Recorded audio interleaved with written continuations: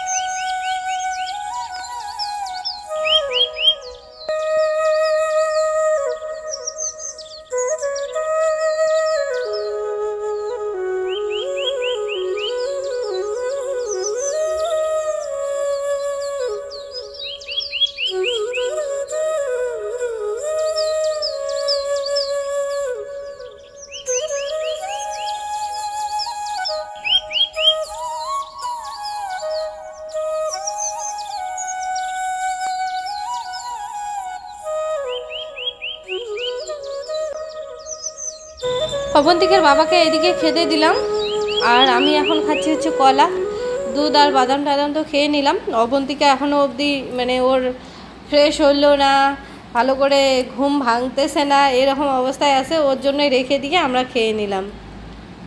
তো বন্ধুরা, স্নান করে নিলাম। এখন অবন্তিকাকে টিফিন বানিয়ে দিয়ে স্কুলে পৌঁছে দিয়ে আসলে দিনের অর্ধেকটা কাজ আমার শেষ হয়ে যাবে।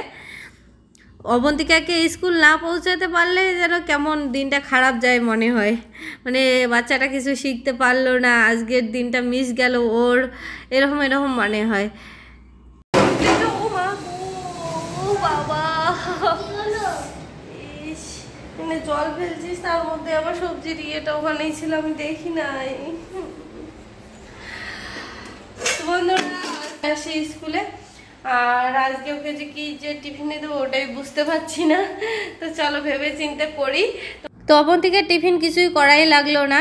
টোস্ট ছিল, টোস্ট নিয়েছে, আর একটা পেয়ারা নিয়েছে। ও বললো মা আমি পেয়ারা নিয়ে যাই, তো বললাম যে ঠিক আছে নিয়ে যা। তো টোস্ট আর পেয়ারা নিয়ে স্কুলে রেখে আসলাম। তো বন্ধুরা, সোমবার থেকে আমরা সিধা চলে আসলাম বৃহস্পতিবারে।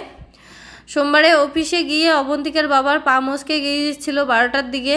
তারপরে অফিসের কাজ কোনো রকমে করেছিল, করে টোরে বাড়ি ফিরতে ফিরতে ও 8টা মানে বাজিয়ে ফেলেছিল। তার মানে ভাবো আমার বাড়িতে কতটা পরিমাণে টেনশনে আর কি ছিলাম, খুব কান্নাকাটিও করছিলাম। তো তারপরে যখন অবন্তিকার বাবা বাড়ি ফিরলো, কোনো রকমে স্নান করে ব্যথাটা আরও বেড়ে গেছিলো। তারপরে আমি ডক্টর তো কোনো পাইনি, যোগাযোগ করে কোনো জায়গায় কোনো ডক্টরকে পাইনি। তারপরে ক্লিনিকে গিয়ে ওষুধ নিয়ে এসে দিয়েছিলাম। উনি বলছিলেন যে যদি ব্যথা না কমে তাহলে ডক্টরকে দেখাতে লাগবে, এই ওষুধটা আপাতত খাওয়াও, দেখি ব্যথা যদি কমে তো ভালো। তারপরে ওই ওষুধ নিয়ে এসে খাওয়ালাম, ও একটুখানি আরাম হয়েছিল। তারপরের দিন আবার ব্যথা, পরে তো আমরা একদম কান্নাকাটি, পাটা আবার ভেঙে ভেঙে গেল নাকি এরকম একটা চিন্তায় ছিলাম। তারপরে ডক্টরকে দেখালাম, ডক্টর দেখালাম, তারপরে ওষুধ খাচ্ছে, ব্যথা এখনও কমেনি। তো এই টেনশনে কান্নাকাটি, আমারও মাথা ব্যথা, এগুলো করতে করতে ব্লগিং শ্যুট করার মতো আর ক্ষমতাই ছিল না আমার। তো তারপরে চলে আসলাম সিধা বৃহস্পতিবারের দিনে অবন্তিকার বাবাকে একটুখানি হাত ধরে ধরে আর কি হাঁটানো যাচ্ছে। মানে ও আমার যদি বাথরুমে যায় বা যদি হাঁটে এখানে সেখানে যায়, তাহলে আমি হাত ধরে ওকে নিয়ে যেতে পারছি, ও হাঁটতে পারছে। তো আজকে ব্লগিংটা শুরু করলাম। আজকে বৃহস্পতিবার যেহেতু, তো আজকে আবার বেবিদি আসে নাই। দেখো, বেবিদির আসে নাই, ওর ঠাকুমার নাকি কি হয়েছে, তো সেই জন্য ফোন করে বললো যে বৌদি আমি যেতে পারবো না, তুমি কাজ করো। তারপরে এই যে আমি তো বাসন টাসন মাজতে এসে দেখি আমার রান্নাঘরের সমস্ত কিছু, মানে আমি যেরকম করে কাজ করি সেগুলো কাজ তো আর মানুষ করে দিবে না ভালো করে। কোনো রকমই ও বাসন মাজে, ওর যেটা যে মেজে মোছা ওটা করে, যে কোনাকানিগুলোও মুছবে না, এরকম অবস্থা। তো এগুলো আমি ব্রাশ ট্রাশ দিয়ে ভালো করে মুছে টুচে নিচ্ছি। জানালা টানালাগুলো, এই যে টাইলসগুলো তেল তেল হয়ে গেছে, তো এগুলো মুছে মুছে নিচ্ছি, মানে একদম সাবান ভিমজেল টিমজেল দিয়ে। তো বন্ধুরা, রান্নাঘর দেখে এখন শুনে মনে হচ্ছে যে ডিপ ক্লিন হলো। তো এগুলো ক্লিন করতে করতেই আমার বেজে গেল 10টা। অবন্তিকাকে স্কুলে নিয়ে যেতে লাগবে, এখন ঝটপট করে খাবারটা বানিয়ে ফেলে ওকে খাইয়ে দিয়ে নিয়ে যাব স্কুলে। তো চলো আজকে আগে দুধটা বসাই দিই।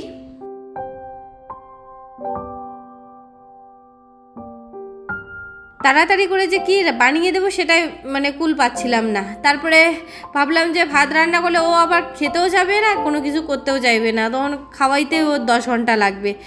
তো এই চিতই পিঠাতে আবার ওর কোনো অসুবিধা নেই, চিতই পিঠা বলো, রুটি বলো, পরোটা বলো, এগুলো ও ভালো খায়। তো এটাই বানিয়ে দিচ্ছি, তাড়াতাড়ি হয়েও যাবে।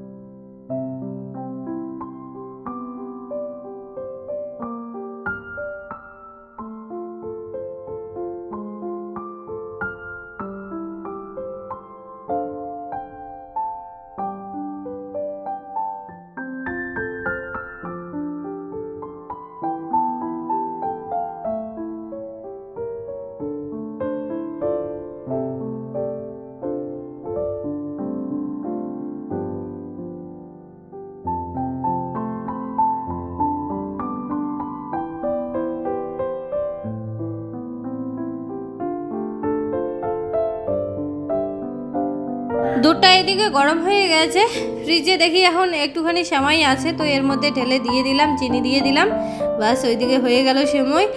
আর এদিকে চিতই পিঠা অবন্তিকাকে আগে খেতে দেই, ওর বাবাকেও একই থালার মধ্যে দিয়ে দিলাম, ওর বাবা ওকে খাইয়ে দিতে পারবে।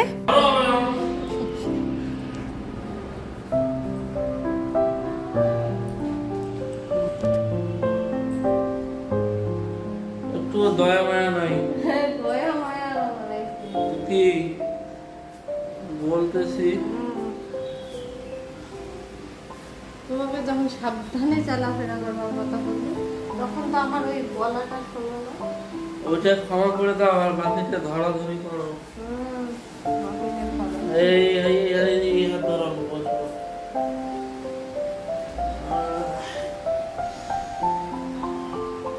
মোবাইলটা আমি দাও।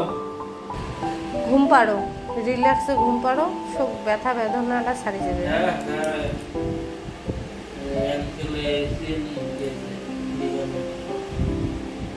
এই মলমটা শুকিয়ে গেছে, আর একটা দিয়ে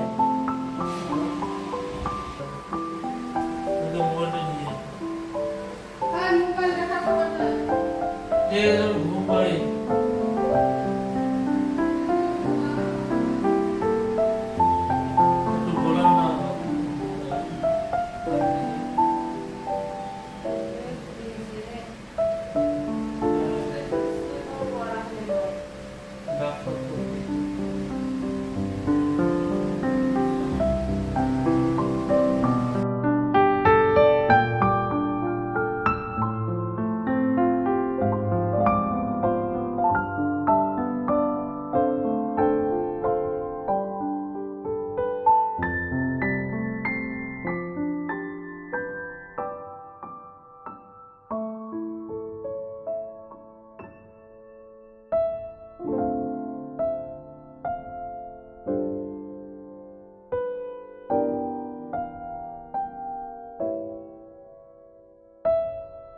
ঘরটা একদম ধোয়া ধোয়া হয়ে গেছে, পূজা দিলাম তো সেই জন্য গেছিলাম ফুল তারপরে সবজিপাতি আনতে বাজার থেকে এসে তারপর পূজা দিলাম।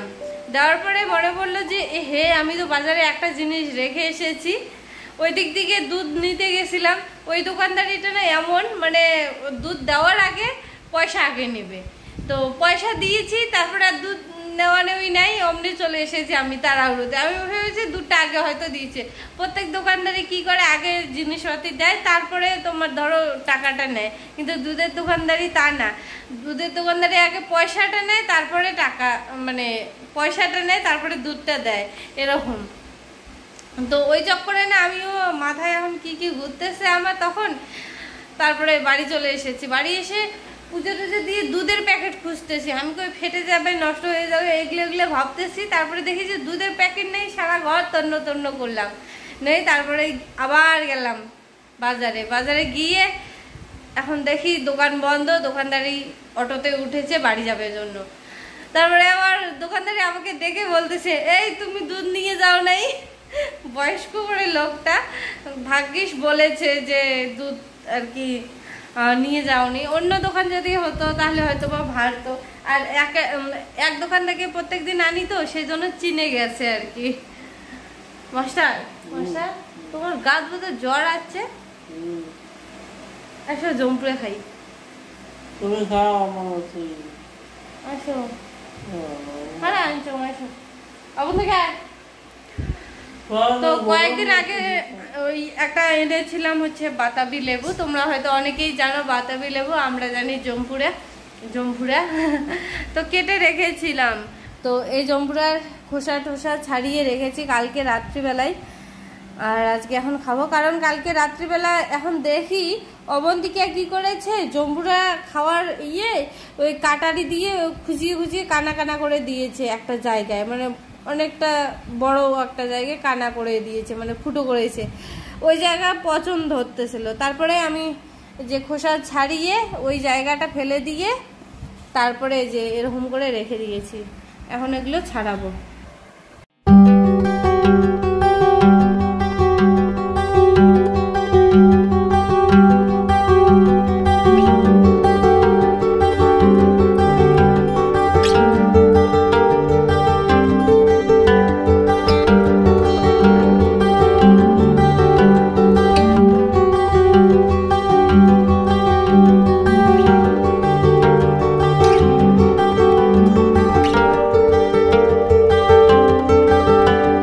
বন্ধুরা এখানে আমি বাতাবি লেবু মাখা করার জন্য নিয়েছি কাঁচা লঙ্কা, লবণ আর সর্ষের তেল। অবন্তিকা দেখো এখানে শুকনো লঙ্কার গুঁড়ো নিয়ে এসেছে, আবার গোলমরিচের গুঁড়ো নিয়ে এসেছে। এত যদি লঙ্কা দেওয়া যায় তাহলে কি আর খাওয়া যাবে? দেখো দেওয়ার জন্য রেডি। ওকে বললাম যে এগুলো থুইয়ায় আমার এই কটাই হয়ে যাবে।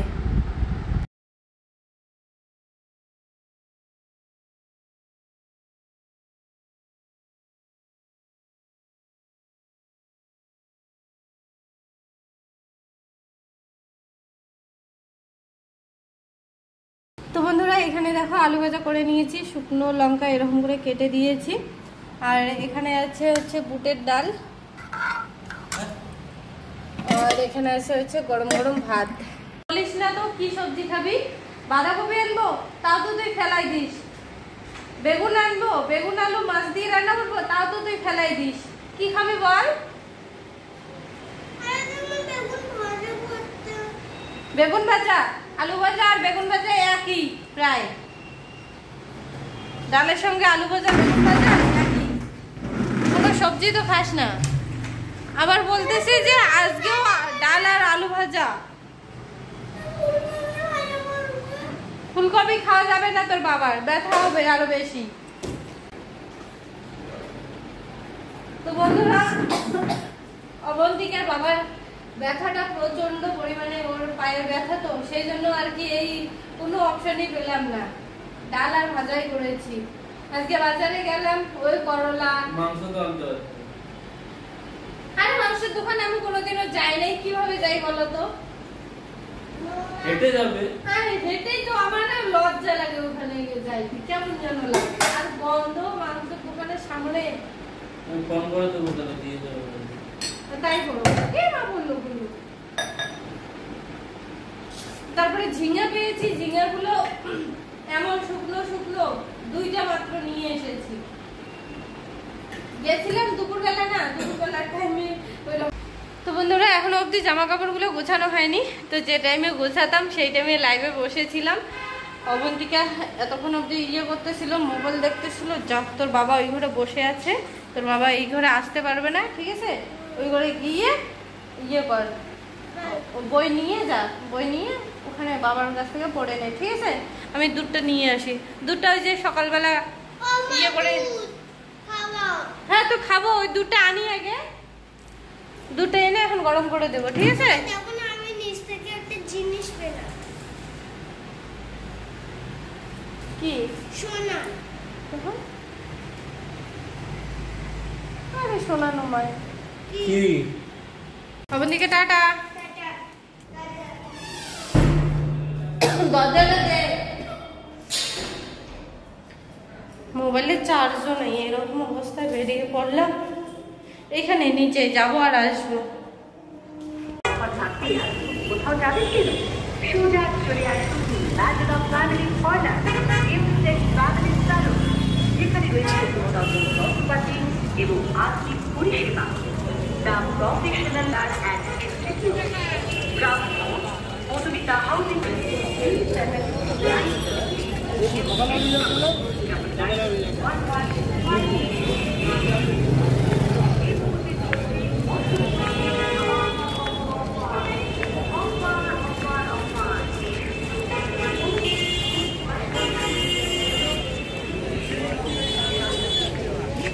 দাও। সকালবেলা দুধের পয়সা দিয়েছি, টাকা মানে দিয়েছি, আর দুধটাই নেওয়া হয়নি। হ্যাঁ, মাথায় এখন কি ঘুরতেছিল তখন।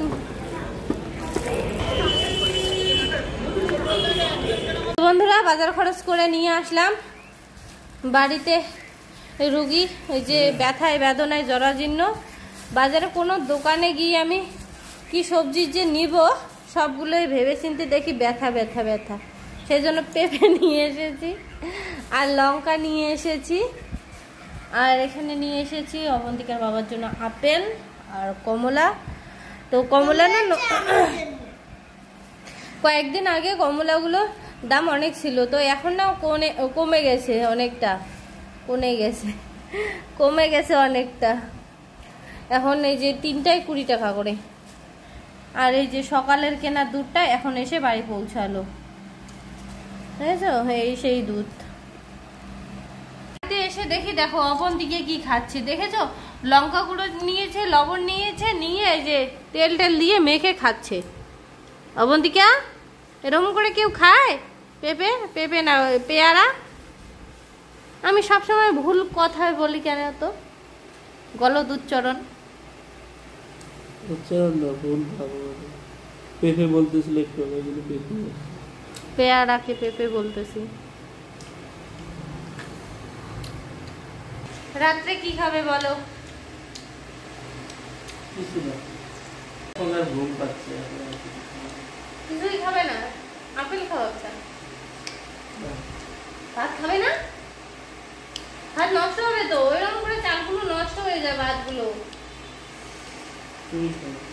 ফ্রিজে রাখলেও পরে গরম টরম করলে কেমন হয়ে যায়। তা গরম গরম রান্না করবো, যতক্ষণ না হবে তত তার মধ্যেই আমরা খেয়ে নেবো। ফ্রিজে রাখা ভালো লাগে না, ওই জন্য আমি চাল অল্প করে নেই। আরে ভাত রাখার জন্য নয়, কাঁচা সবজি পাতি রাখার জন্য। দেখো না কি অসুখ বিসুখ হচ্ছে। তো বন্ধুরা সবাই মিলে এই ঘর চলে আসলাম। তো দেখতেই পাচ্ছ বিছানার মধ্যে কতগুলো কাপড় জামা, সবগুলোই ধোয়া। 2 দিন থেকে ভাঁজ করতে চাইছি, ভাঁজ করাই হচ্ছে না। আর আমরা এই 2 দিন নিচে শুচ্ছি ওই ঘরে।